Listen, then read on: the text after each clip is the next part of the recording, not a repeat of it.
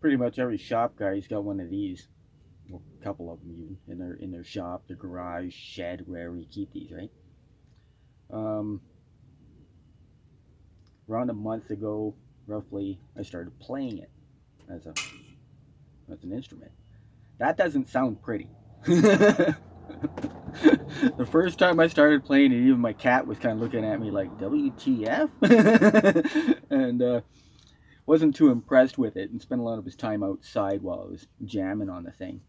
So at first, all I started out was using a deep impact socket, like a thick wall half-inch drive, or a glass bottleneck. And bottleneck is a little bigger in here. So this one, I broke it. I broke it on a street corner. It was already a partially broken bottle on the ground, and then I took it and just took the neck off. Now, at the time when I got this one, I didn't know about scoring it. So when I broke this one, it shortened a bit. But this one's in an area where it just from about here starts to curve out a bit. Bottlenecks have a certain kind of a taper to them. Anyways, uh, just the old thread pick, starving artist style. So you just use it as a slide. Works on guitars too. I actually gave one to a friend of mine yesterday. But I've got about half a dozen of these made, and I've still got a couple more that I'm making. And I just made one last night.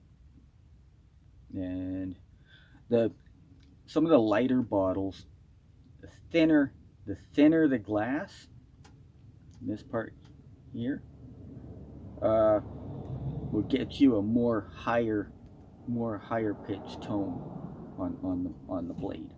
So the thicker, I found the thicker the glass, the deeper the tone you'll get.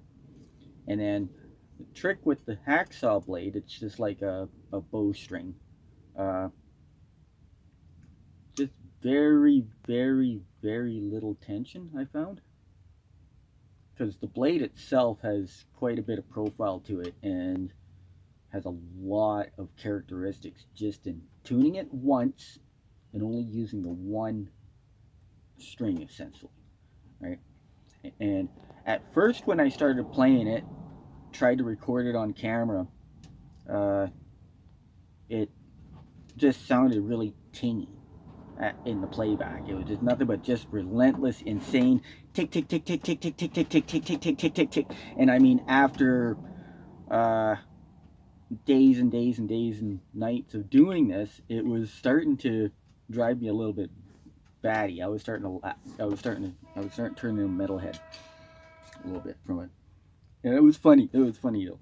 And then later on, I found tuning this way down, like to where there's like really no, like very very little, almost no tension in the blade at all.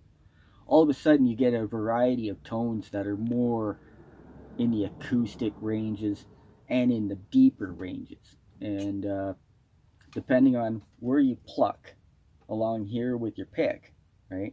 I've also made picks. So I'm just heading out the door here. I was going to take this thing out, and it's called the Hacksaw Jam. But I also took just one of those store gift card things, whatever, an expired, any piece of thin plastic, right?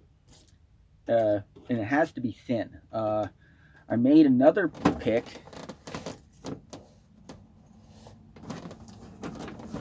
This is a piece of a broken snow shovel. And this is a much thicker type of plastic. And what I've done was I've sanded and filed this and even like shaved it down to a much thinner dimension. And it still has a more deeper kind of tone to it, right? If I pluck it too hard, that's all you hear is pap pap pap pap on the playback, like just ting ting ting ting. You don't really hear the tones, and that's the only thing I haven't been able to set up yet is making this electric. And what I want to do when I make it electric is you get your pickup and your audio pieces and just attach it like wing nuts or something, even a clamp, and just attach it right to the saw, but make it to where it's positioned near the blade as well, and then you'll start noticing it puts out a lot of different tones. I've learned to pluck softer, but I'm also using oops, sorry, various types of curves in it. Some of them for a more sharper,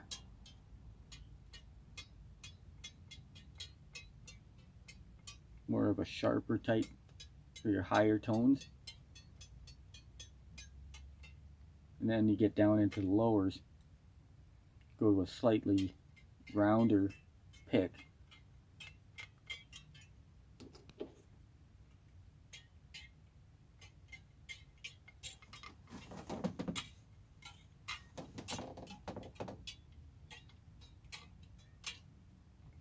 Just a little bit more tension. The old bread pick.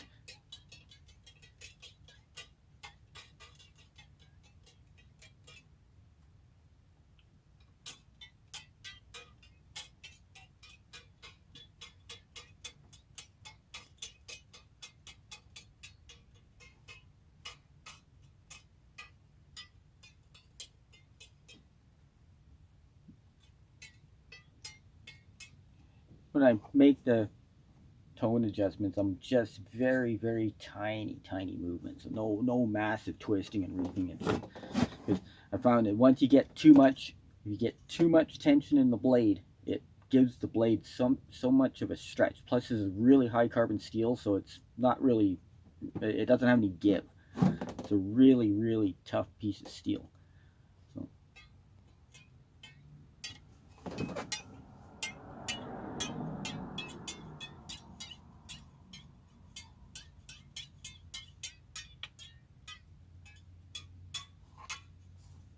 So I did tune it slightly up just a little bit from where I had it initially set.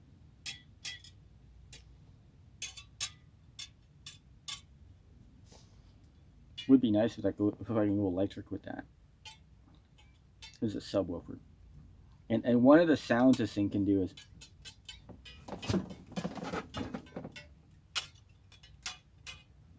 so this is where I go